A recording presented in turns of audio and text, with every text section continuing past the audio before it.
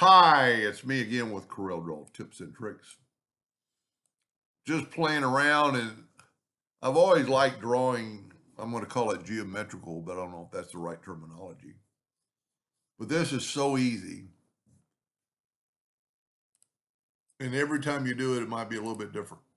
I'm going to take an ellipse. I'm going to hit P, put it in the center of the page.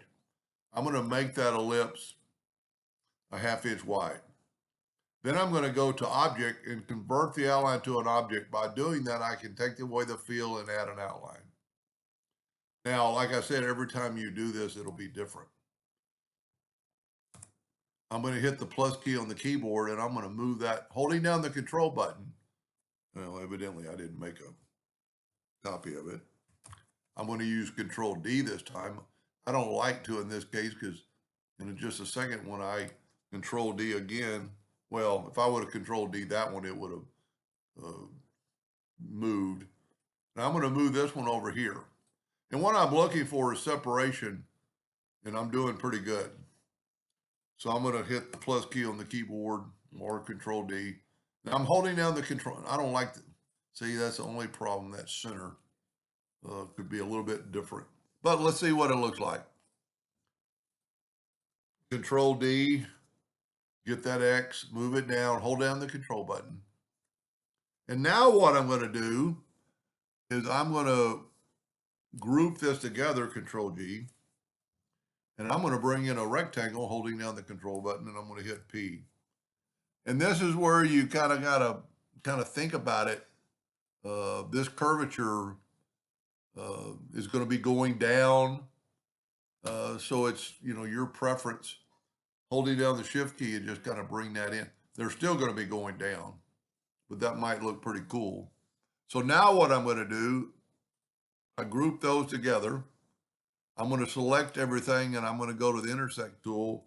And what that did, it gave me that. Now I'm going to go ahead and go to object, group, and ungroup it. And then I can weld it and it'll get rid of that center part. Now by doing this, it doesn't matter what size you make it. It's 1381. I want it to be 4. And I got my nudge factor set on 4.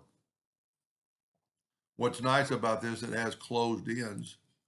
So I'm going to Control D and move it over and look, see it matched. Control D, and then Control D and move it down. And so everything's perfect. Now you can take this.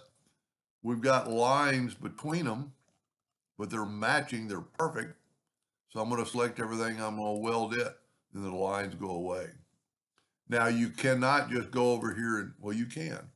Sometimes you can and sometimes you can't. Now, to make this look maybe pretty cool, let's make it that orange. I'm going to take away the outline. I'm going to hold down the shift key and I'm going to double click on the rectangle. That put a rectangle on the outside of everything. Let's make it blue. Let's go up to object, order, back a page, and see it just looks totally different. In this case, I wish I would have used thicker line, but see this pattern continues, it'd be nice not to have these touching, but I did it here too. The best scenario is to, move them further out, but if you move them further out, then you start losing this gap right here. So it's just something you could play with. And the reason I turned that, I'm going to nudge that out of the way and grab my box. See, it's got an outline. I'm going to take away the outline. And I'm going to move it back, but it is still selected. I'm going to go to the interactive fill tool just to play around.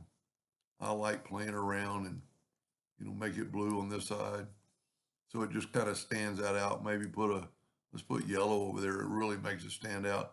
And then red, well, red's not going to really work on this color because the fact that we made our item. Well, you know what? Let's do that. We can make that red. We've still got it selected. Let's make this color blue. And now we can move that back. Anyway, I hope that helped a little bit. Thank you for watching.